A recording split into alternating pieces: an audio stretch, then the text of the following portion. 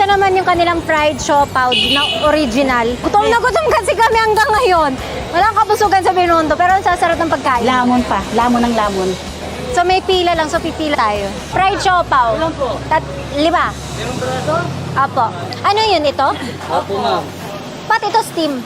Parang fried po yung ilalim. Mukha lang steam. Try natin. Sarap yun. Sarap. Oo. Wala na tong sauce, no? Wala na po, ma'am. Bongga. May kasama na po kasi pagmamahal yan, ma'am. Wow, may kasama pagmamahal. Kayo yung original. Opo, ma'am. So iba gaya. Yun lang. Charot lang. Mainit pa siya, guys. Bagong luto. Hey, baka ano mo ulit ha?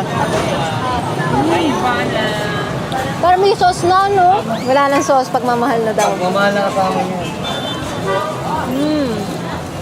Sarap. Ano yan? Munggo. Hindi ka ba nasawa? Hindi, iba naman to eh. Ibang munggo to. Iba yung food trip ng nanay ko. Munggo food trip. So, tigim-tigim lang para madami ang makain. Let's go!